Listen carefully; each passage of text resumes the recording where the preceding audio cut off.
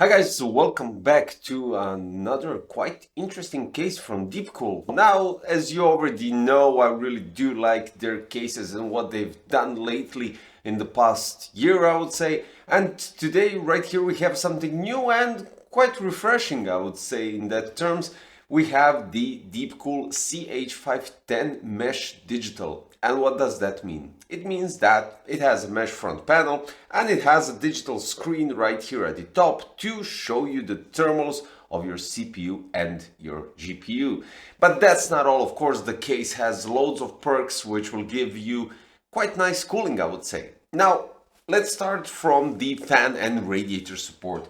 On front, you could squeeze a 360 and top as well, 280 or 240, which gives quite enough space for you guys to manage your liquid cooling system as you wish. Now at the back there's an option to place 120 or 140, but if you place a 360 on top, there will be quite difficult to mount a 140 fan, just because I placed a 360 on top and I had not problems, but it's really down to the last millimeter to place the radiator on top with 120 at the back.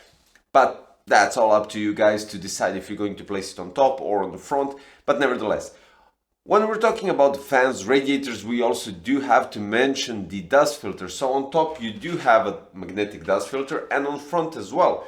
But since the front is some sort of I would say nicely perforated, so it kind of eventually does block some dust going in from the front, I actually removed it, so there's maybe no need to it. But the front is really nicely distanced, the front panel, so you could mount your fans at the front, which I didn't calculate, so I placed it inside. Nevertheless, MSI RTX 3070 Supreme X fits perfectly, and you still have enough room to place a radiator on front with such a huge graphic card. So the case, even though it's a midi tower, it really has loads of space. On the power supply shroud we have loads of holes, but there's also possibility to mount up to two 120mm fans. No SSD support on the power supply shroud, but that's quite alright.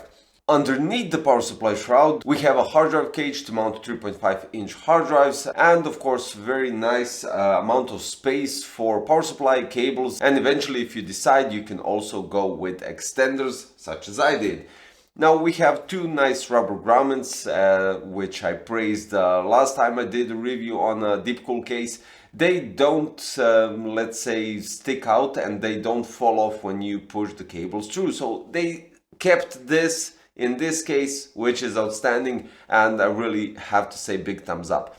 At the top we have a dedicated hole for the rear fan, we have a dedicated hole for the EPS cables, and you have one more right here on the middle for, I don't know, addressable RGB headers or 4-pin PWM for your fans, and that's it. On the side you have exactly the rubber grommet for the 24 pins, so if you carefully position it at the back it will be straight, and that's also really nice for the visual aspects of the case, of course.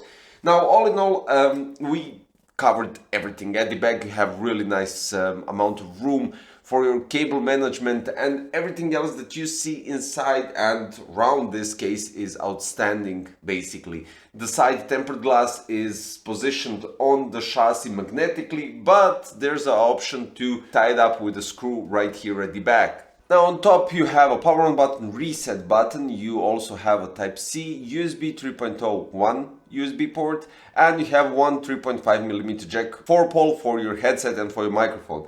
Now as you can see right here on front, it really does look nice, and you do have to connect it with USB 2.0 on your motherboard, of course, logical, and you need to go to their website to download the software that takes up the BIOS details about depending which component you want to check. So you can choose either CPU or GPU, and that's it. There's no special GUI, no special interface. You just click the right click next to your watch on DeepCool logo, and you have the possibility to adjust which temperature is going to be shown on the display. That's it.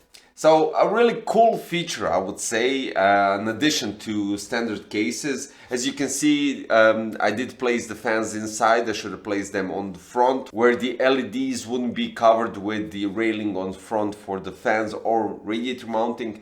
But all in all, a really nice case. You have a possibility to mount quite huge radiators, loads of fans, even on the power supply shroud. Huge graphic cards without a doubt, and you don't have to worry about the size of the CPU tower cooler because you can practically fit an AK620, which is quite larger CPU tower cooler. Big thumbs up to DeepCool for creating something new and refreshing on the market, giving us some changes on the case, which still doesn't block the airflow, which is of course quite important. And of course the thermal as well, 13600K went up to 72 degrees Celsius with the LT720 cooling it, and the RTX 3070 Supreme X stayed at 61 as usual. So guys, if you wish to check out the CH510 MESH Digital, you can check that out in the description below with links that I placed. And of course, if you want to pair it up with a nice AIO, you can also check the DeepCool LT720, which is quite an outstanding cooler, especially with the design. I have to admit, the design is epic. So guys, thanks for watching today's video. If you're new to the channel and you like the content and everything that you see, don't forget to subscribe, don't forget to click the notification bell so you get notified for future content. Thanks for watching, bye bye.